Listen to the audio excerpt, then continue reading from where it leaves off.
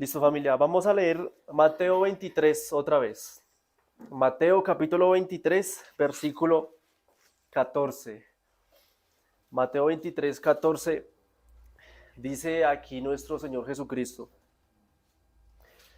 Y será predicado este evangelio del reino en todo el mundo para testimonio a todas las naciones. Y entonces vendrá el fin.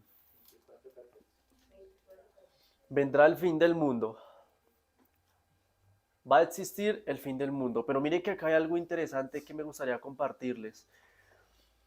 Jesús dice que va a haber antes el fin, tiene que llegar aquí un mensaje de predicación a todo el mundo lo tiene que conocer. La pregunta es, ¿qué mensaje es? ¿Cuál es el mensaje que todo el mundo tiene que conocer para que realmente se llegue el fin del mundo y la segunda venida de Jesús? Es una buena pregunta. Mire que el texto dice, vendrá el fin. Si se refiere al fin, habla en un mensaje que tiene que ser a nivel mundial. ¿Estamos de acuerdo? Ahora, ¿qué mensaje se tiene que dar a nivel mundial? Vamos al libro de Apocalipsis capítulo 14. Vamos al último libro, Apocalipsis, el capítulo 14. Y vamos a leer el versículo 6. Apocalipsis capítulo 14, versículo 6. ¿Tenemos el texto, hermanos? Dice, en medio del cielo vi volar a otro ángel que tenía el evangelio eterno para predicarlo a los habitantes de la tierra. O sea, que tiene que ser a todo el mundo. Dice a toda nación, tribu, lengua y pueblo. O sea que el mensaje a quién se tiene que dar. A todo el mundo. Interesante. Apocalipsis capítulo 14, de ese versículo que usted y yo acabamos de leer hasta el versículo 12, no lo vamos a leer todo, pero esos versículos hablan de tres mensajes que tiene que hablar la iglesia. Note que el versículo que acabamos de leer dice a toda nación, tribu y lengua y pueblo, el mensaje de los tres ángeles. ¿Sabe de qué lo que vamos a hablar en esta mañana, hermanos? Vamos a ver cómo tenemos que hacer la pregonación del mensaje de los tres ángeles. Para el hermano de pronto que no sabe qué es el tema de los mensajes de los tres ángeles. Es la pregonación final que tiene que hacer la iglesia al mundo entero en contra de los falsos sistemas, el anticristo, las falsas denominaciones, y entre ellas recalcar a Dios como nuestro único creador. En el mismo mensaje del primer ángel, mire cómo sigue diciendo, versículo 7, decía a gran voz, temed a Dios y dale gloria, porque la hora de su juicio ha llegado. Dice, adoren a aquel que hizo el cielo y la tierra, el mar y las fuentes de las aguas. Note que el mensaje del primer ángel sigue que enfatiza adorar a Dios.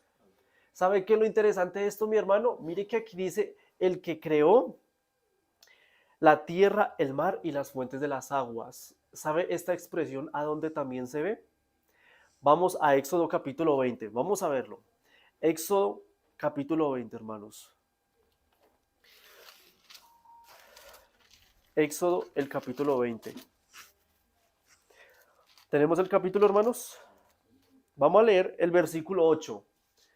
Éxodo 28 dice, acuérdate del sábado, en otras traducciones dice del día de reposo, para santificarlo. Dice el versículo 11, leamos el versículo 11. Porque en 6 días hizo Jehová los cielos, la tierra, el mar y todas las cosas que en ellas hay. ¿Sí ve que estas mismas palabras se encuentran en el libro del Apocalipsis? En el libro del Apocalipsis decía, adoren al que hizo el cielo y la tierra. Y aquí menciona a Dios como creador, pero en el cuarto mandamiento. ¿Qué está dando a entender entonces el mensaje del primer ángel? Hay que hablarle al mundo entero de que Dios es nuestro creador y del sábado, que lo enfatiza como creador de este mundo. Interesante. Todo el mundo tiene que saber con respecto al sábado antes de que llegue el tiempo del fin. Interesante. ¿Sí ve cómo va concordando el texto uno con otro? Una vez haciendo la obra misionera, subiéndonos en el Transmilenio, hay hermanos que yo creo que a veces hasta en redes sociales, cuando usted le pregunta a un hermano, a la gente, no a los hermanos, a la gente del Transmilenio, le habla del sábado, la mayoría ya saben del sábado. La mayoría conoce. Y muchas de esas personas Dicen que eran adventistas, fueron adventistas. O sea que el tiempo está cerca. Usted se sube a otro Transmilenio a predicar, va con la iglesia. Y va, la mayoría vuelve, también dice, ya conocíamos del sábado. Se sabía. O sea, ese es el mensaje del primer ángel. Pero no vamos a hablar con respecto al tema de los mensajes de los tres ángeles. Vamos a ver un relato, hermanos, donde hay varias historias en el Antiguo Testamento donde la Biblia enseña que todo lo que pasó antes volverá a suceder en el futuro. Y para poder mostrar esto realmente, hermanos, porque recuerden, si no está escrito, no lo crea. ¿Recuerdan? Si no está escrito, memoricen eso, no lo crea. La historia se vuelve a repetir. Mire lo que dice Eclesiastés. Vamos a leer el libro de Eclesiastés. Vamos a leer Eclesiastés, el capítulo 1. Eclesiastés, capítulo 1. Está después de Proverbios. Proverbios está después de Salmos. Eclesiastés, capítulo 1, hermanos. ¿Tenemos todos el texto? Amén. Mire este versículo tan explícito que da Salomón. Eclesiastés 1:9, versículo 9. Dice, ¿qué es lo que fue? Note, el pasado. Lo mismo que dice, que será. Se repite la historia. ¿Qué es lo que ha sido hecho? Lo mismo que se hará. Pues nada hay nuevo, dice, debajo del sol. ¿Captaron o se perdieron? Tremendo. Lo que pasó se vuelve a repetir, dice Salomón. ¿Qué es lo que fue? Lo mismo será. Hermanos, dice Salomón, ahí terminando, no hay nada nuevo debajo del sol. ¿Qué hace entender esto? Que la historia humana es la misma. Se repite. Se repite. Ahora, vamos a ver una historia en la Biblia donde esa historia nos va a ilustrar el mensaje de los tres ángeles que tenemos que pregonar como adventistas del séptimo día. Y este mensaje, hermanos, vamos a relatarlo a través del libro de Josué. ¿Cuántos han leído el libro de Josué aquí, hermanos? ¿Han leído el libro de Josué? Tremenda historia, ¿cierto? Que nos encontramos ahí con respecto a eso. Vamos entonces al libro de Josué, el capítulo 1. Vamos a leer Josué, el capítulo 1. Ya sabemos que la historia se repite, entonces aquí vamos a ver qué es lo que sucedió en los tiempos de Josué. Entonces, vamos a leer Josué capítulo 1, vamos a leer el versículo 1. Dice la siguiente manera el texto bíblico. Aconteció después de la muerte de Moisés, siervo de Jehová, que Jehová habló a Josué, hijo de Nun, servidor de Moisés, y le dijo, mi siervo Moisés ha muerto. Ahora pues levántate y pasa este Jordán, tú y todo este pueblo hacia la tierra que yo les doy a los hijos de Israel. Hermanos, ¿qué tierra era esta? La tierra de Canaán. Bíblicamente ahora, ¿cuál usted y yo estamos esperando? ¿La tierra cuál? De Canaán celestial. La celestial. Note, la historia se repite. ¿Estamos de acuerdo? Se va a repetir la historia. Ahora, para poder yo llegar a la Canaán celestial, en este caso, Josué en la Canaán terrenal, note que menciona 4 veces una misma cosa. En el mismo capítulo 1, versículo 6. Esfuérzate y sé valiente, versículo 7. Solamente esfuérzate y sé valiente, versículo 9. Mientras que te mando que te esfuerces y seas valiente, no temas ni desmayes, versículo 18, 1:18. Cualquiera que sea rebelde a tu mandamiento y no conozca tus órdenes en todas las cosas que le mandes, que muera. Tú solamente esfuérzate y sé valiente. ¿Cuántas veces lo mencionó? ¿Contaron cuántas veces? 4 veces. Interesante, 4. ¿Por qué la Biblia reitera muchas veces las mismas palabras? ¿No le ha pasado que cuando usted de pronto corrige a su hijo, a su hija, usted de tanto repetir qué significa, ojo, si yo le estoy diciendo es por algo, ¿sí o no? Cuando usted lo corrigen y le advierte es porque algo terrible se avecina. O sea que no es casualidad, mi hermano, que Dios le había dicho a Josué 4 veces en el mismo capítulo, note, eran uno solo, esfuérzate, porque ¿qué significa eso? No va a ser fácil, esfuérzate. Y sé valiente, o sea que la valentía tiene que ver con mi dependencia de Dios. Porque note que muere Moisés, hágase de cuenta, hermanos, muere el líder. Pero como no hay que depender del líder, hay que depender de quién. Josué se levanta, Dios lo levanta después de la muerte de Moisés 4 veces. Pero mire que en el versículo 9 añade algo más. Mire lo que, volvámoslo a leer. Mira que te mando que te esfuerces y seas valiente. No temas ni desmayes. Hermano, pregunta. Bíblicamente, ¿qué es desmayarse? Aquí no está hablando en sentido de que yo me voy para el suelo porque me dio tanto sol y me desmayé. ¿Sabe qué significa el término desmayarse? Significa no dejes de orar. Una persona que deja de orar significa que se desmaya. A eso se refiere en el ámbito espiritual.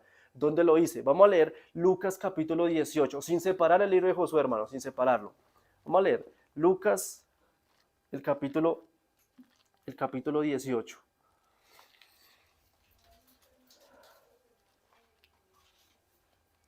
Lucas capítulo 18. ¿Tenemos el texto?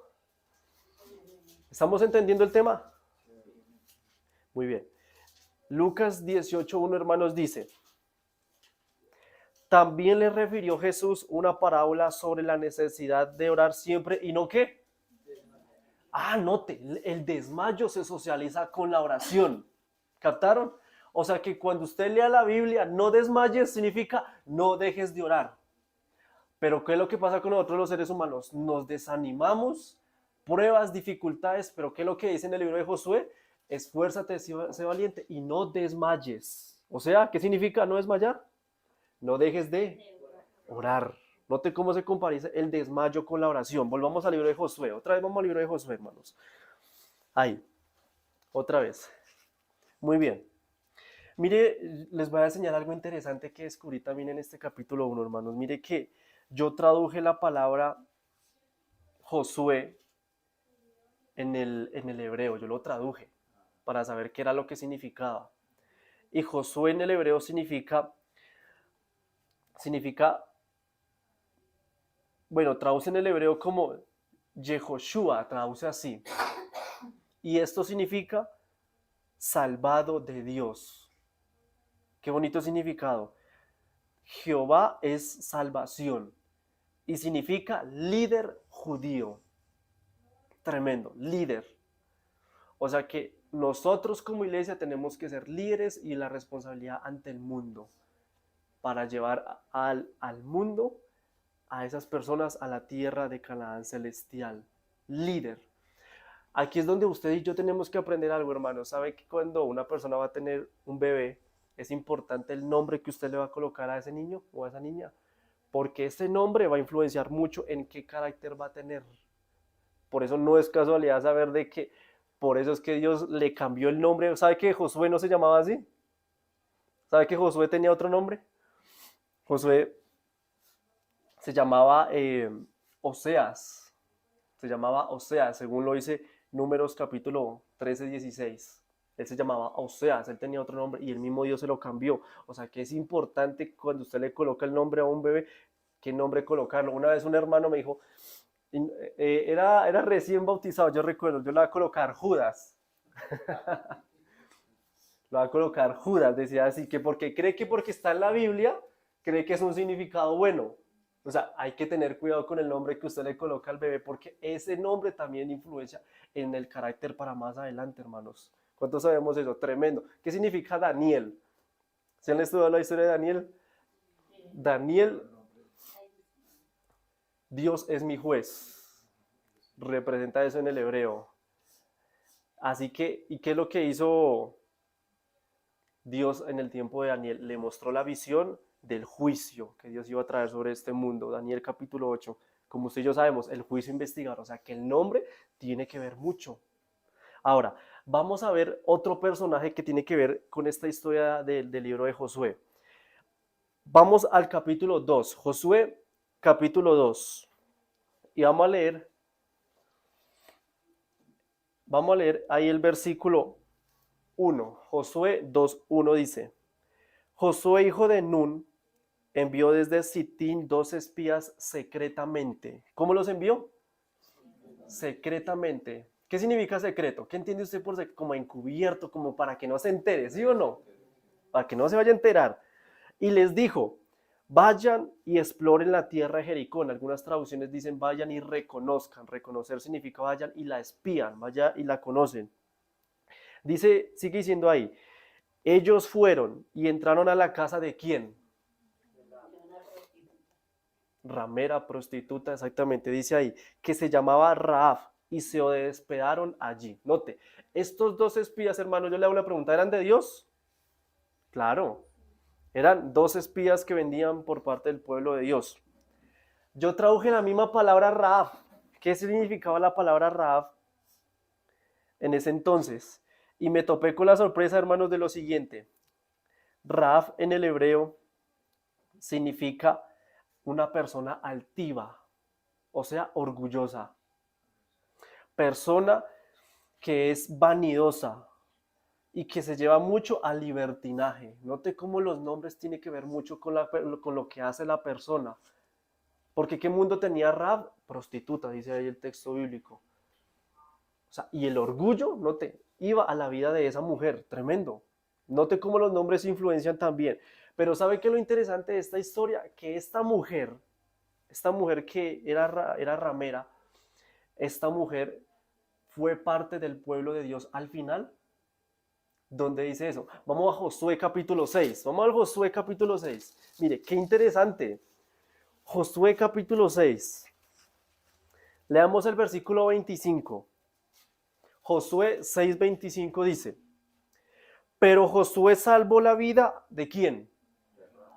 La ramera a la casa de su padre, note, o sea, hasta la familia se salvó y todo lo que ella tenía. Y ella habitó, ¿entre dónde?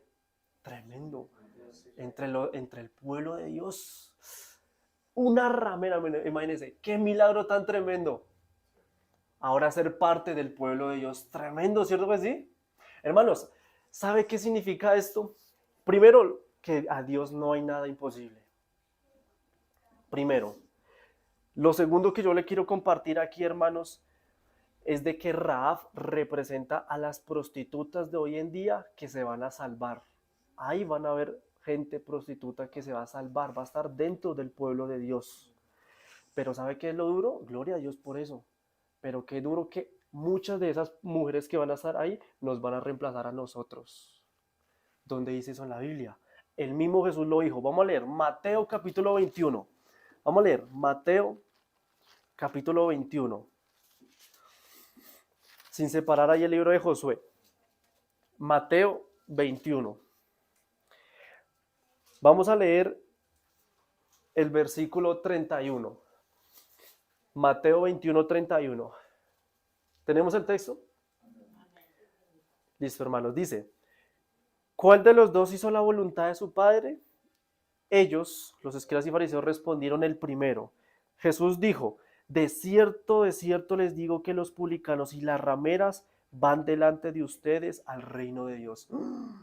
¿Quiénes? Las rameras. Publicanos también. ¿Quiénes son los publicanos? Sí.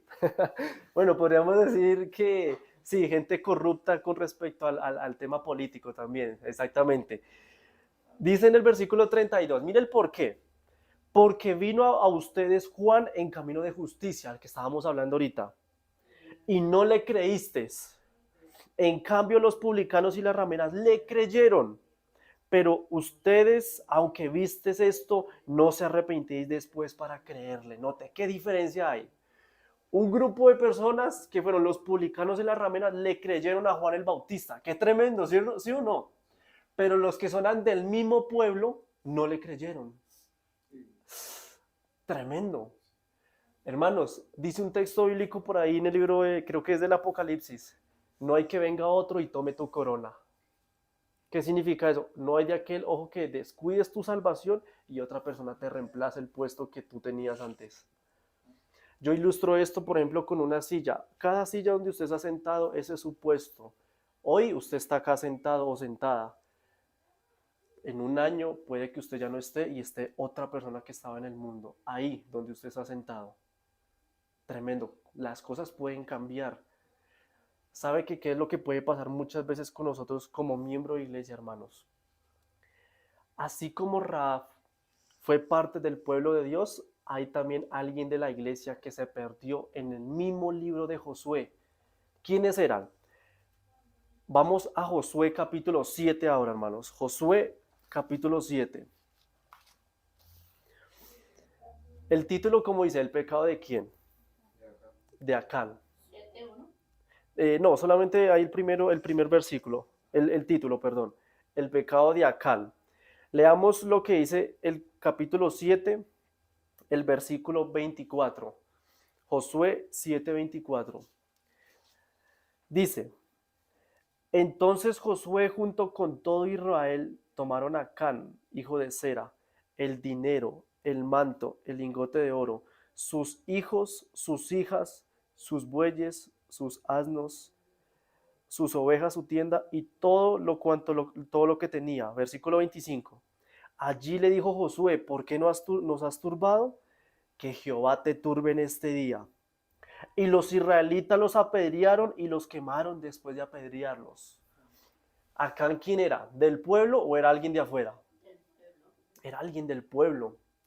La pregunta es, hermanos, ¿usted alguna vez se ha hecho la pregunta por qué la familia tuvo que pagar? Acán, nosotros nos conocemos la historia. Acán fue porque él ya cometió la blasfemia contra el Espíritu. Él comenzó a robar, comenzó cada vez a alejar, y él conocía, pero se aferraba tanto a las cosas, podemos decir, del mundo, que al final ya no le importaba arrepentirse. No le importó, pero dígame algo, la familia, ¿por qué tuvo que pagar? Interesante. Escuche cómo dice Elena White, Mensajes Selectos, tomo 3, página 441. Hermanos, ya como estoy en el grupo, no se preocupe que yo voy a pasar el video y todas las citas, así que ahí ya por ese lado, pues no se preocupe. Mensajes Selectos, tomo 3, página 441, dice,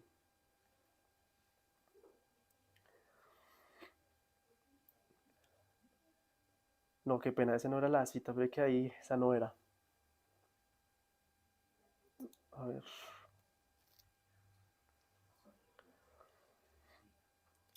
Ya busco la cita que aquí se me perdió. Esa no era. Listo. Conducción al niño, página 218, párrafo 3. Esta sí es. Dice, ¿ustedes alguna vez han pensado por qué fueron sometidos al castigo de Dios todos los que estaban relacionados con Acán? Mira lo que dice Elena White. Fue porque no habían sido preparados y educados de acuerdo con las direcciones dadas a la norma de la ley de Dios. ¿Qué pasó con la familia? La familia era como Acán. O sea, la familia era la misma avaricia que Acán, el hijo. La familia ya tenía la blasfemia contra el Espíritu Santo, tremendo. Dentro del pueblo de Dios, tremendo. Mire cómo sigue diciendo ella. Los padres de Acán lo había educado en tal forma que se sentía Acán libre para poder desobedecer la palabra de Dios. Imagínense, libre, jugaba con el pecado. Los principios incalculados en su vida lo indujeron a tratar a sus hijos en tal forma que ellos también se corrompieron. Mire cómo dice. Yo le hago la pregunta, hermanos, ¿usted ha escuchado el tema de la blasfemia contra el Espíritu Santo? ¿Sí lo ha escuchado?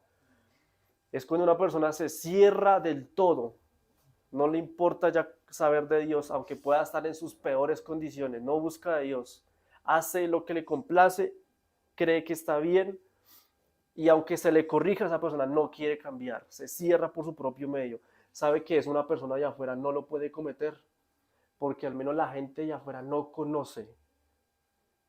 Pero ¿quiénes los que pueden cometer la blasfemia contra el Espíritu Santo? La misma iglesia, porque la iglesia es la que conoce y se puede cerrar. Consejos para la iglesia, página 196, párrafo 3, dice Elena White. La muerte antes que el deshonor, dice ella, o la transgresión de la ley de Dios. Este es el lema que todo cristiano debería obtener. ¿Cómo debe ser nuestro lema? La muerte antes que la transgresión de la ley de Dios. ¿Cómo le pasó con el Bautista? Prefirió dar su muerte antes que quedarse callado. como el Señor Jesús prefirió morir en una cruz antes de dejarse llevar por su pueblo judío corrompido. Interesante. ¿Cuántos estamos captando el mensaje? ¿Estamos captando? Tremendo cómo está diciendo ella. Mire cómo sigue diciendo ella. El pecado que hay en la iglesia deben ser eliminados prestamente a fin de que no contaminen a otros. Claro, eso se encarga Dios. La verdad y la pureza requieren que hagamos una obra más cabal para limpiar de acanes al campamento de Dios. O sea que aún en la iglesia pueden haber acanes, como un acán en Josué capítulo 7. ¿Y sabe qué características ahí puede haber? Usted puede decir, bueno, ¿yo cómo sé si puedo ser un acán? ¿O cómo puedo saber? Eso ya es de cada quien. Pero mire lo que la Biblia detalla con respecto a esta personalidad. Josué 7. Vamos a traer a Josué capítulo 7. Vamos a leer el versículo 21. Aquí es cuando Acán le responde a Josué. Josué 7:21 dice: Pues yo vi entre los despojos un manto babilónico muy bueno. Uy, mire cómo habla. ¿Cómo habla con el pecado? Uy, es que me encanta. O sea, es diferente que usted sabe que hay algo que le atrae. Y usted sabe que está mal, pero usted dice, yo quiero cambiar. Yo quiero seguir a Dios. A mí me gusta el pecado, pero es que yo quiero cambiar. Pero como dice él, es que está muy bueno. Miren la forma en cómo habla, cómo se expresa. Un manto babilónico muy bueno. 200 ciclos de plata. Note cómo lo disfruta, hasta lo cuenta. Lo cuenta. No le da pena. Y un ligote de oro de 50 ciclos de peso, la cual yo codicié y tomé. No te lo reconoció. O sea, mire la forma de hablar de este hombre. Muchas veces cuando uno se está cerrando espiritualmente es cuando uno le gusta hablar de manera codiciosa de lo que uno mal hizo. A veces a usted no le ha pasado que de pronto cuando usted le tiene que comentar el problema a una persona, de pronto esa persona se puede sentir avergonzada, que es diferente. Pero ¿cómo fue Acán? Me encantó, muy bueno, tremendo. Como una persona pueda cerrarse de esa manera, aún en su forma de expresarse lo demuestra. Eso es lo que Elena White le dice a Acanes, que pueden haber dentro del pueblo de Dios. Pero mi hermano, ¿sabe qué es lo que ahorita estábamos hablando? Y así como Acanes pueden haber en el campamento de Dios, van a haber también en nuestra iglesia, hermano, en nuestra iglesia adventista, gente del mundo que va a venir acá, así como Rahab que ingresó estando afuera, ayudando a los israelitas. ¿Qué fue lo que dijo Salomón en Eclesiastés 1:9? ¿Qué es lo que fue? Lo mismo que será. Se repite la historia. Note lo que dice también Elena White. Mensajes selectos, ahora sí, esa sí es la cita. Mensajes selectos, tomo 3, página 441, párrafo 1. Escuche cómo dice, hermanos, tremenda cita. Dios tiene hijos, muchos de ellos en las iglesias protestantes. ¿Sabe cuáles son las protestantes? O sea, las evangélicas, las otras, las de afuera. Y un gran número en las iglesias católicas. O sea, qué hermosa promesa tan tremendo. Católicas también, donde uno puede decir, no, este hermano que va a cambiar, este está más apegado a la idolatría. Eso usted no lo sabe.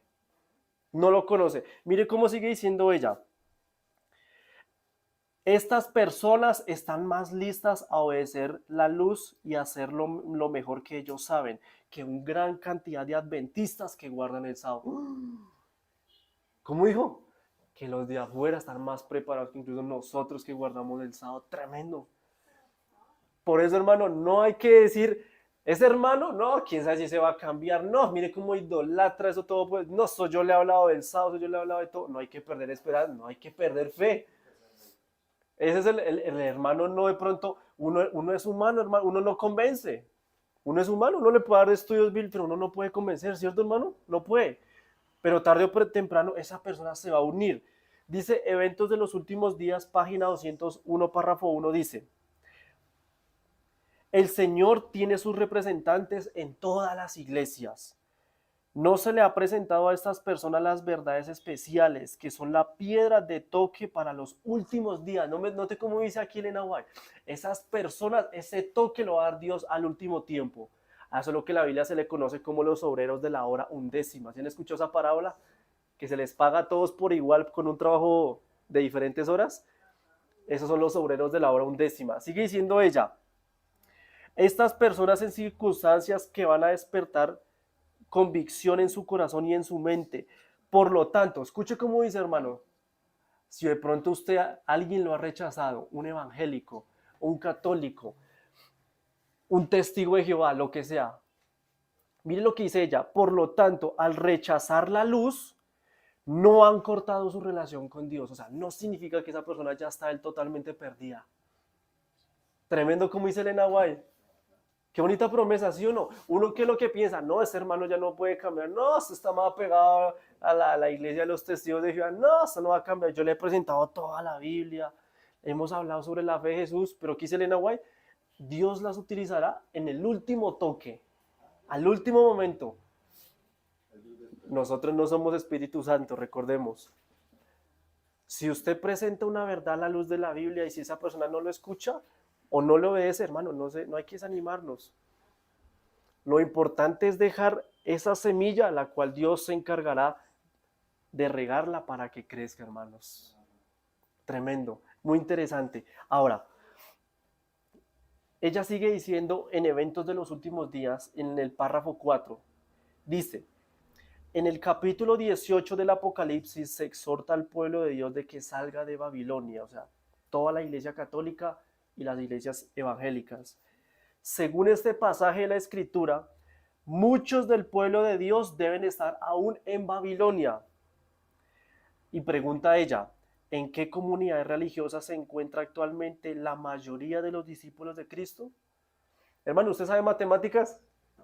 Si dice Elena White la mayoría, ¿qué quiere decir eso? Que hay más. ¿Quiero decir? O sea que si la mayoría, dice ella, están afuera, la minoría, ¿dónde están? Tristemente, en el pueblo adventista. La minoría. ¿Qué fue lo que dijo Salomón? ¿Qué es lo que fue? Lo mismo que será. ¿Qué pasó con los judíos? Los israelitas. ¿Cuántos israelitas se salvaron? Contados. Usted mire la Biblia, hermano. Usted se va a dar de cuenta que, como hablamos en el tema de la escuela sabática, como lo mencionó el hermano siervo también, va a haber solamente un remanente pequeño. Cuando Nabucodonosor, en el tiempo de Daniel, adoren la estatua, ¿cuántos adventistas podemos decir se arrodillaron?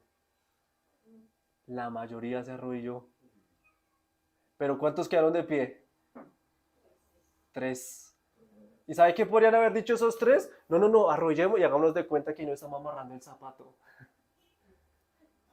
Lo importante es que yo en mi corazón puedo haber dicho, en mi corazón yo sé que adoro es al Dios Altísimo, no a la esta. Yo me adoro, yo me puedo inclinar ahí, pero no lo hicieron. Se quedaron firmes, tenían su convicción de que realmente ese es al Dios que yo le sirvo, el remanente. ¿Qué me dicen ustedes del tiempo de Isaías? ¿Se acuerdan la apostasía tan tremenda en el tiempo, ahí en el libro de Isaías? Que el pueblo de Dios, hermano, estaba tan cegado. Yo estoy hablando aquí en manera general, o sea, para todas las iglesias adventistas, hermano, para aclarar, ¿no? Por eso es que yo hago las grabaciones. En el tiempo de Isaías, hermanos, mire que hasta el mismo Dios dijo que el pueblo estaba tan falto de conocimiento que era más inteligente un burro que el pueblo. Más inteligente un burro, imagínense. Muchas veces que la gente utiliza la palabra burro para ofender, ¿sí o no? Que se le dice a la gente que es un burro, que porque no comprende, y que el mismo Dios diga que el burro era más inteligente que el pueblo de Dios. Hermanos, eso lo dice en Isaías capítulo 1, no lo vamos a leer por cuestión de tiempo, pero en Isaías 1 el profeta dice, el buey conoce a su asno, ¿cómo es? El buey conoce a su dueño y el asno a su señor, mas Israel no entiende. ¿Qué queda de entender eso? Que el burro era más inteligente que el pueblo. Tremendo. ¿Qué es lo que dice el profeta Oseas? Mi pueblo se perdió por falta de... Muy bien, no de internet. Pasamos más en internet que en la palabra de Dios. Tremendo, hermanos. O sea, esto puede dar risa, pero esto es también para pensar, hermanos, realmente. ¿Cómo es que nosotros nos falta más conocimiento para poder estar con el tema del ámbito de Dios? Pero volviendo al tema de Josué, hermanos, yo le hago la pregunta, ¿estamos entendiendo? Sí, la historia se repite. Vamos otra vez al libro de Josué. Vamos al libro de Josué. Vamos al capítulo 2. Josué el capítulo 2. Vamos a leer el versículo 4. Josué capítulo 2, versículo 4 dice: Pero la mujer había tomado a los dos hombres y los había escondido, o sea, los dos espías que eran de Dios. Luego dijo: Es verdad que unos hombres vinieron a mi casa, pero no supe de dónde eran. Pongamos el contexto, vamos a leer el versículo 3. Versículo 3. El rey de Jericó mandó a decir a Rahab: Saque a esos hombres que han venido que han venido a verte y que han entrado a su casa, porque han venido a espiar toda nuestra tierra, toda la tierra. Y ahí es donde la mujer le responde que no saben dónde están. Acá hay algo importante, hermanos. Una vez un hermano, yo no voy a decir el nombre, pero un hermano de Peniel me preguntó por qué la Biblia muchas veces Dios manda o se ve la luz de la Biblia como que se miente, porque uno que puede creer, esto es parte de inquebrantar el mandamiento: no dirás falso testimonio contra tu prójimo, porque hay Rab que lo que estaba diciendo, mentiras a los de Jericó, de que no sabían dónde estaban los dos espías, pero sí sabía, estaban escondidos en la misma casa de ella. Cuando el mandamiento dice no dirás falso testimonio con el prójimo, sabe, hermanos, que hay excepciones. Es malo decir mentiras cuando esa mentira va con un propósito egoísta, beneficiario o para un ocultamiento propio hacia otra persona. Porque note que aquí, aunque dijo mentira, esa mentira no quebrantó la ley de Dios. Porque esa mentira fue con el propósito de proteger a los espías que venían de Dios. ¿Estamos entendiendo, hermanos? ¿Alguna vez no de pronto no le ha tocado decir mentiras de pronto para poder eh, mantener como la integridad, por ejemplo, de la iglesia? No es lo mismo cuando usted miente para ocultar su beneficio y egoísmo propio. Note que esa es una gran diferencia. Y si Rahab fue parte del pueblo de Dios y fue salva, quiere decir que esa mentira no fue parte de la transgresión de la ley de Dios, hermanos. Y les voy a poner otra ilustración. Si se da cuenta que en Éxodo capítulo 20 hay un mandamiento que dice no matarás, pero ¿por qué Dios mandaba matar? Note, hay excepciones. Había reglamentos. En Éxodo capítulo 23 Dios lo aclara, Dios lo aclaró. Dios dice: no mates de una forma injusta. O sea, que si ve, había aclaraciones. Dios permitía la muerte cuando esas personas sabían que no iban a cambiar, tenían ya la blasfemia contra el Espíritu Santo. Si se han dado cuenta que todos los asesinatos que hubieron en el Antiguo Testamento eran personas que realmente ya tenían la blasfemia contra el Espíritu Santo. Tremendo. ¿Cuántos sabíamos eso, hermanos? Porque uno podría decir es injusto que cómo Dios podía asesinar o mandar así, pues si podemos decir ese término, a tanta gente, aún del pueblo, porque esas personas ya tenían la blasfemia contra el Espíritu Santo. ¿O por qué no mandó a matar a Rahab? ¿Por qué no la mató? Porque ella sí cambió.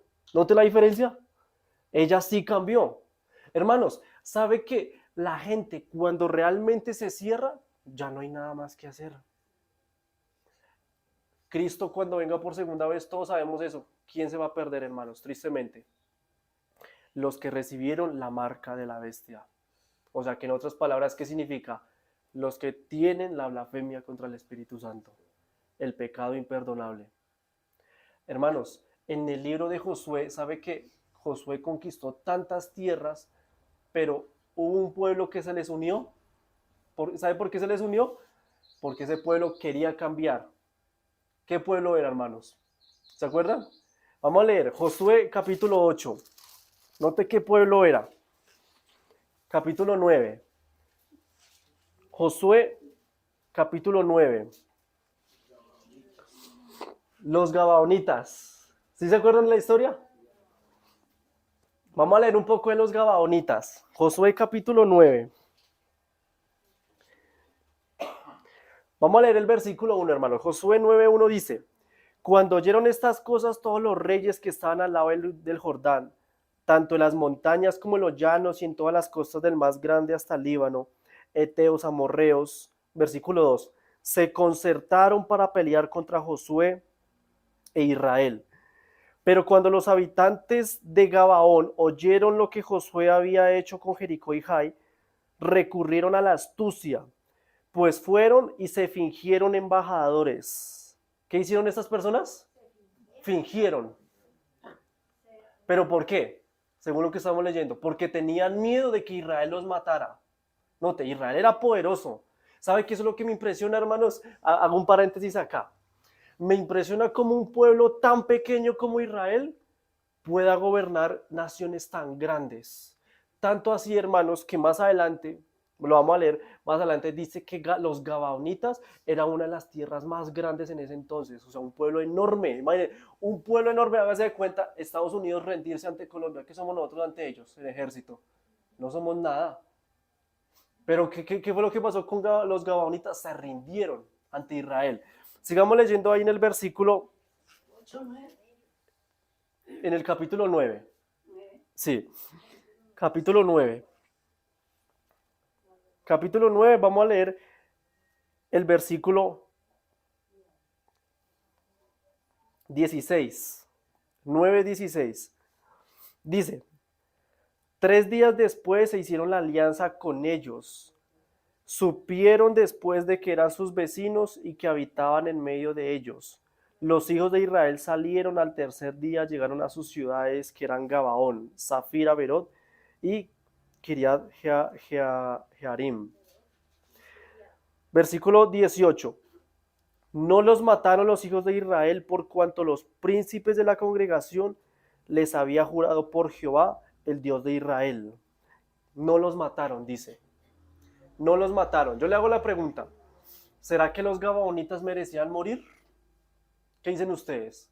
Porque note que ellos se encubrieron ante el pueblo de Israel. Se metieron. Bajo la perspectiva humana, si usted se pone en el lugar de Josué y los israelitas, uno diría, pues hay que apedrearlos por mentirlos. ¿Qué tal poner a nuestro propio pueblo en riesgo a manos de personas que no conocemos? ¿Sí o no?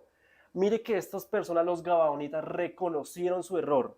Leamos el versículo 25. Josué 9:25. Ahora pues, estamos en tus manos. Lo que te parezca bueno y recto hacer, lo que te parezca bueno y recto hacer de nosotros, hazlo. Versículo 26.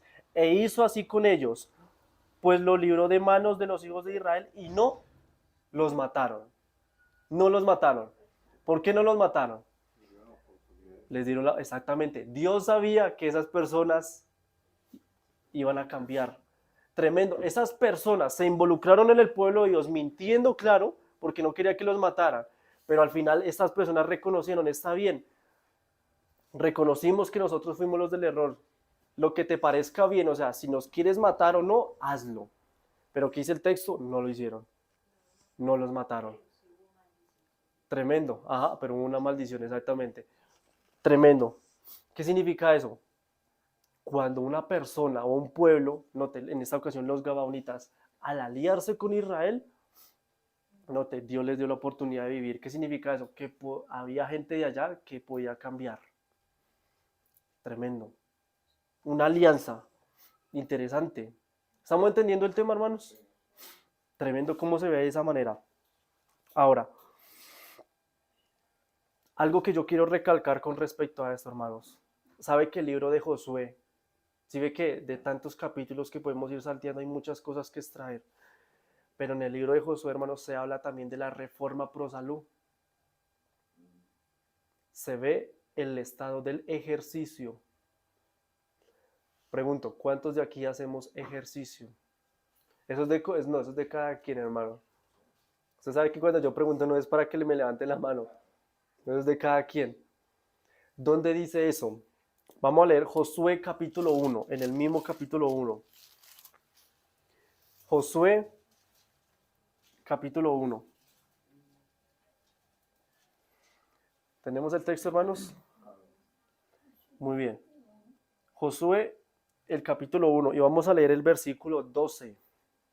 Josué 1:12 dice, también habló Josué a los rubenitas, a los gaditas y a la media tribu de Manasés. Versículo 13. Acuérdense de lo que los mandó Moisés, siervo de Dios, cuando Jehová vuestro Dios les ha dado reposo y les ha dado esta tierra. Sus mujeres, sus niños y sus ganados quedarán en la tierra que Moisés les ha dado al lado del Jordán.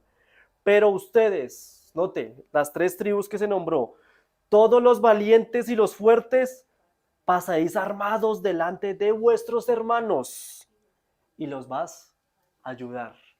Pregunto, hermano, ¿una persona en este tiempo para la guerra tenía que estar preparado físicamente? Lógico. No hay que tener mente Salomón para poder saber eso, hermanos. Estas personas dicen que eran fuertes y valientes. ¿Cuántas tribus? 3. Los gaditas, los de Rubén y media tribu de Manasés. Sabe, hermanos, que aproximadamente, según el libro de Números, aproximadamente estamos hablando un poco más de 120,000 personas con estas 3 tribus, un poco más de 120,000. O sea que eran personas muy poquitas. Cuando una persona, hermanos, se prepara para la guerra, en este tiempo tenía que estar preparada físicamente también. Claro, Dios luchaba, lógicamente, pero como sabemos, la fe sin obras es que es muerta. Hermanos, con razón en el Nuevo Testamento se reitera de que si usted quiere ser una persona seguidora de Cristo, debe padecer como un soldado de Cristo. ¿Sí han leído ese texto bíblico? ¿Qué significa eso? ¿Por qué lo compara la Biblia con un soldado? ¿Por qué nos dice que usted y yo tenemos que ser como soldados? No, ojo, no está diciendo que tenemos que irnos a la guerra, ¿no? Está queriendo decir que nos compara como el estado de un soldado cuando va a la guerra. Porque ¿qué es lo que pasa con el soldado? El soldado, él es el que entrena físicamente para la guerra. O sea, que nos compara a nosotros también espiritualmente para la guerra, ¿qué? Espiritual. Note lo que dice, así es. Segunda de Timoteo. Vamos a Segunda de Timoteo sin separar Josué, capítulo 2. Segunda de Timoteo, capítulo 2.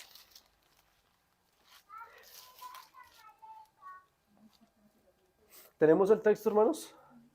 Segunda de Timoteo, capítulo 2. Y vamos a leer el versículo 1. Segunda de Timoteo 2:1. Dice, tú pues, hijo mío, esfuérzate. Mire cómo dice, lo mismo que Josué. Esfuérzate en la gracia que es en Cristo Jesús. Lo que has oído de mí ante muchos testigos, esto encarga a hombres fieles que han sido idóneos para enseñar también a otros. Tú pues, sufre penalidades como un buen ¿qué? Soldado. ¿De quién? Tremendo. Yo le hago la pregunta.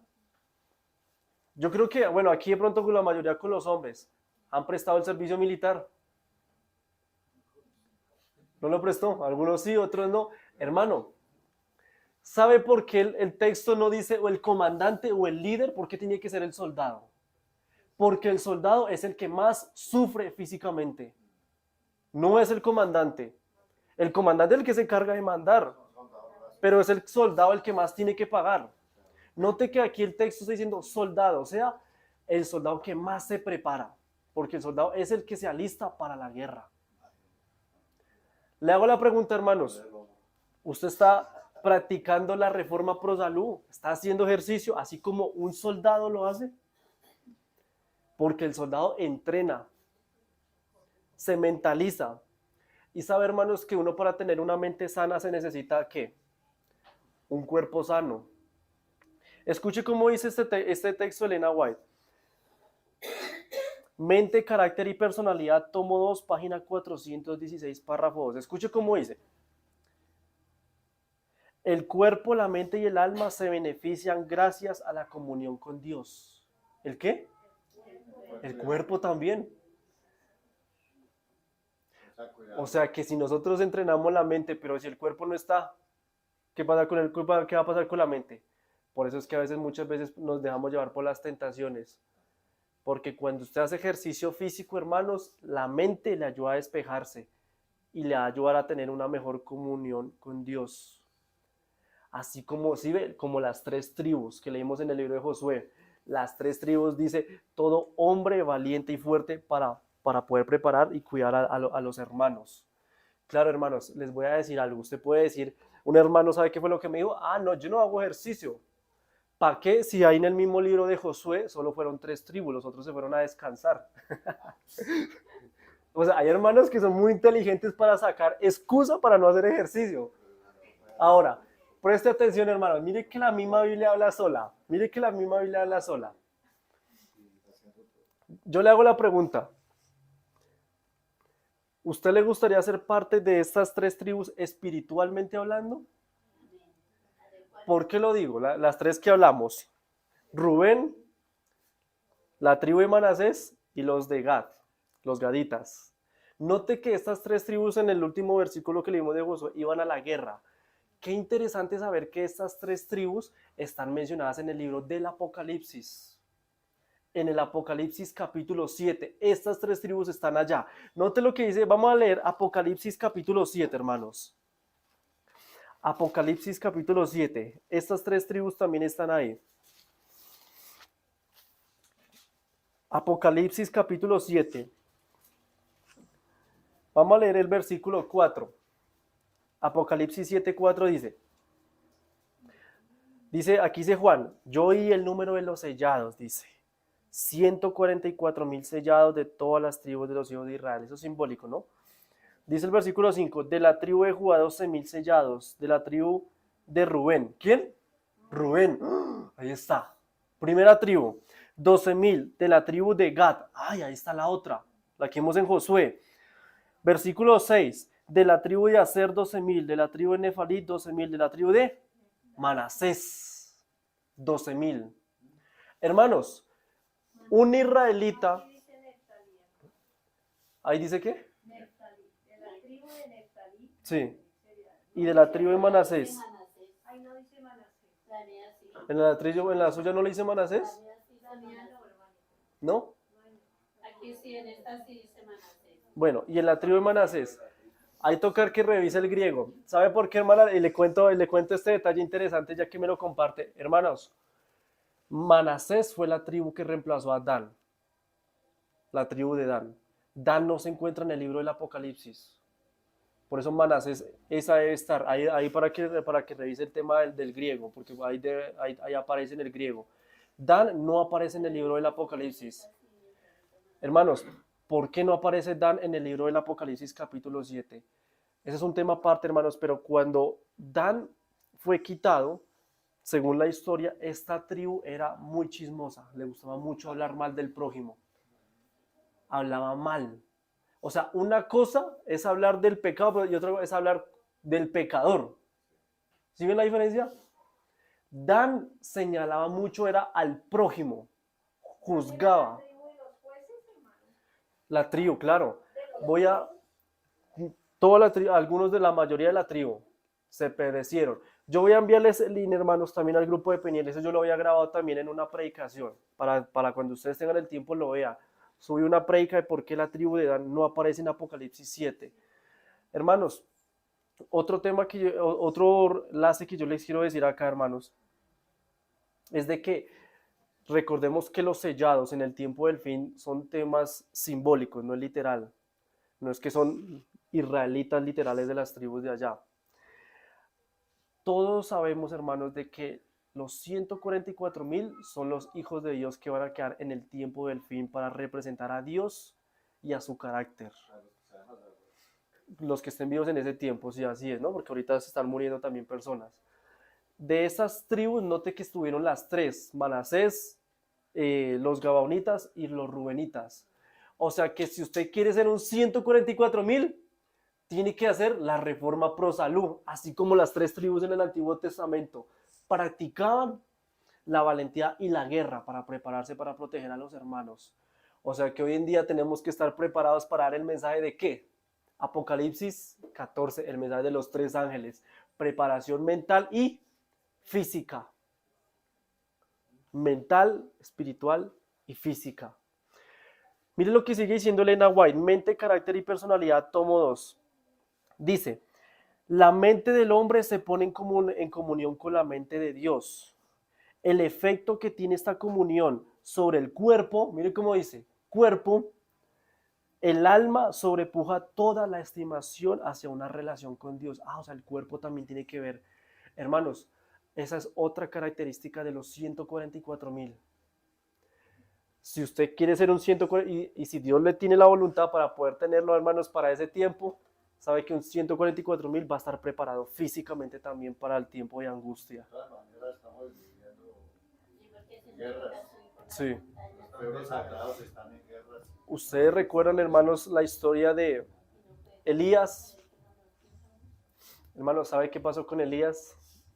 La Biblia dice, por tiempo no lo vamos a leer, pero por tiempo, la Biblia dice que Elías corría como un caballo.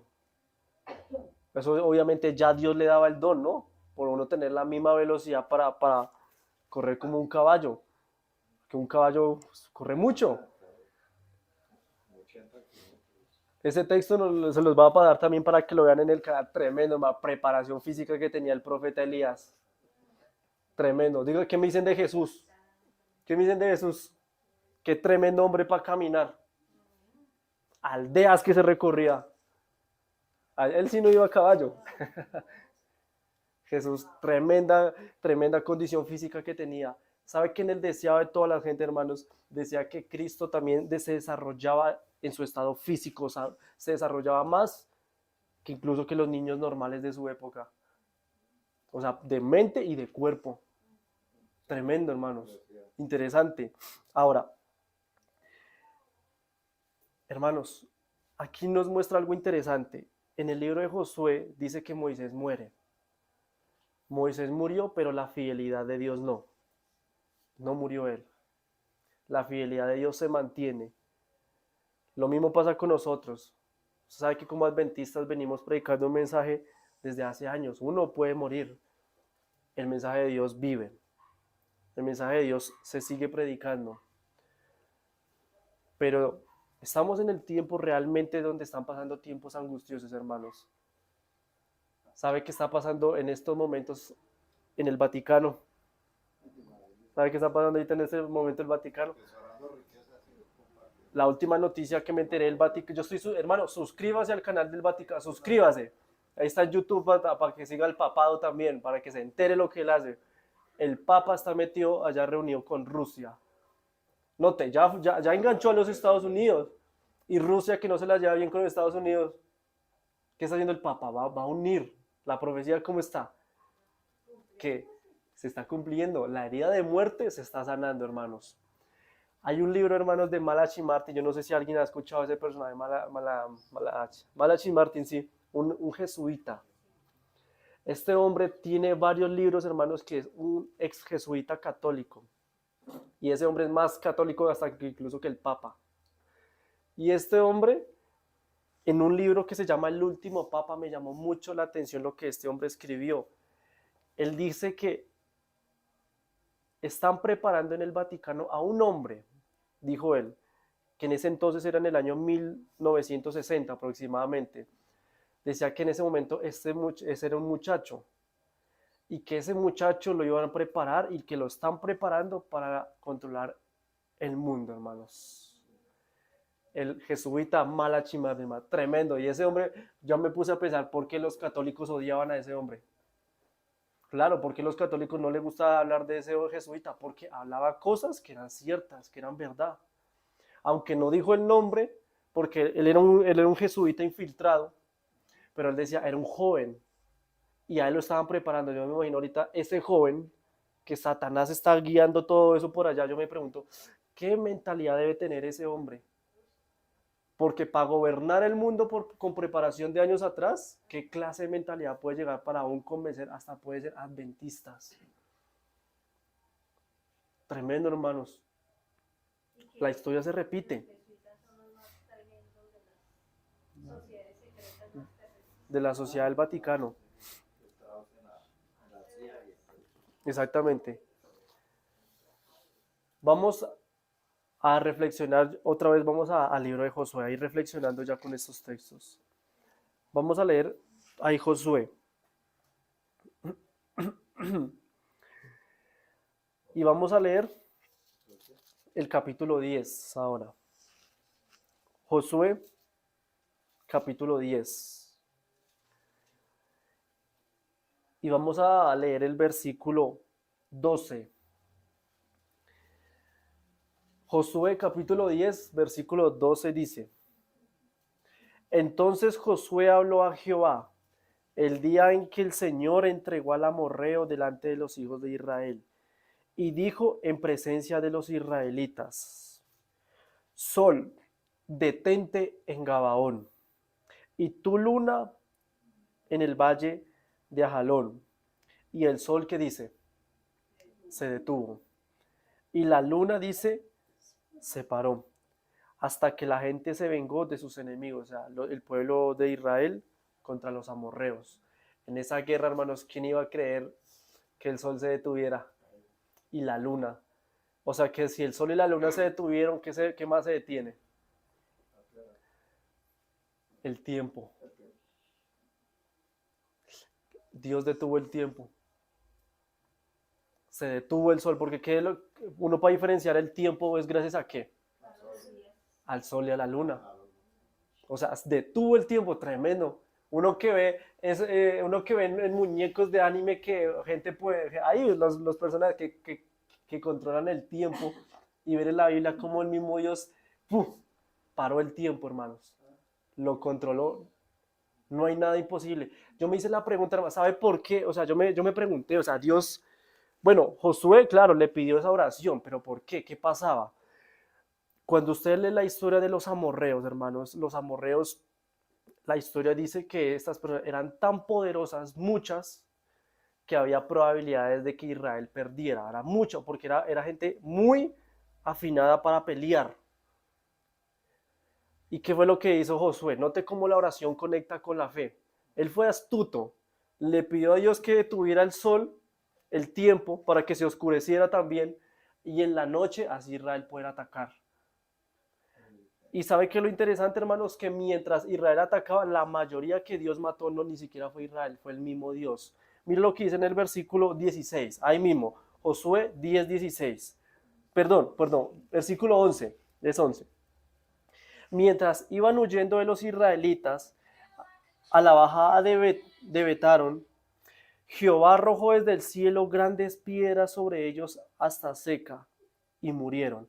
Fueron más los hombres que murieron por las piedras del granizo que los hijos de Israel mataron a espada. Note, el Dios fue el que más, la mayoría fue el que mató, fue el Dios sobre piedras. Hermano, ¿sabe a usted no le recuerda algo esto? Apocalipsis capítulo 16, hermanos. Una de las plagas, dice que una de las plagas de Apocalipsis 16 en el tiempo del fin, hermanos, dice que va a caer un granizo del cielo. Grande, un granizo que va para poder destruir a la tierra, hermanos. Y de ahí, hermanos, viene la ira de Dios. Así como pasó con estas personas contra los amorreos. Hermanos, la historia se repite. Entonces, ¿cuál es el mensaje con respecto a todo esto? Que sigámonos preparando, sigámonos alistando para el tema del tiempo del fin. Hermanos, no sabemos quién es el que está dispuesto para ir al tiempo del fin. Elena White dice que Dios va a elegir a gente de todas las edades. Así que usted no diga, es que yo ya no sirvo porque ya me pasaron los años. No, yo todavía no tengo mucha preparación, soy muy joven. ¿Quién fue ese niño a los 8 años que fue rey de Israel?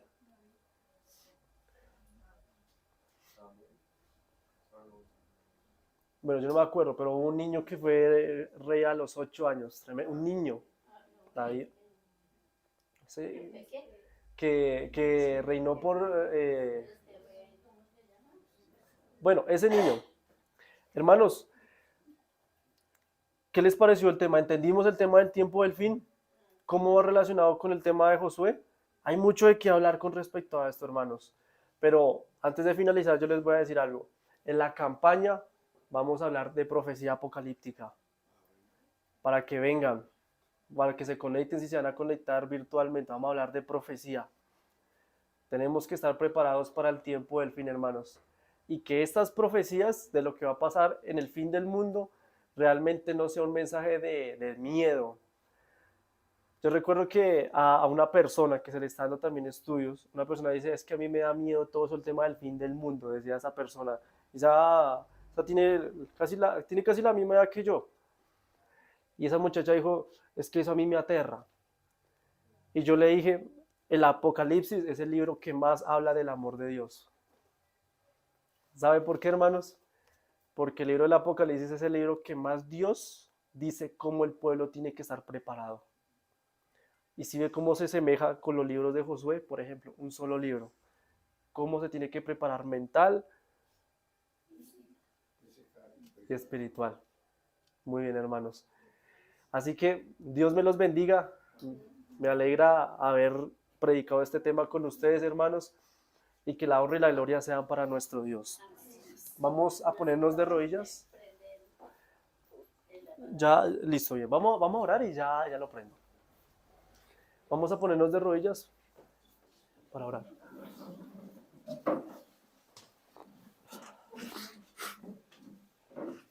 Oremos.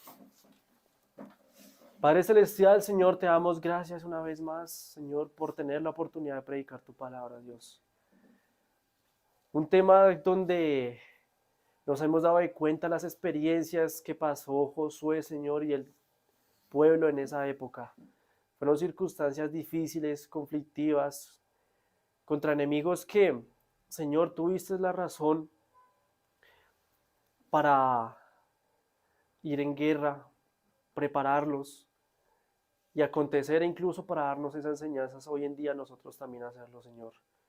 Hoy en día no es una guerra física, como dice en tu palabra, que no tenemos lucha contra sangre y carne, sino contra toda hueste de maldad, Señor.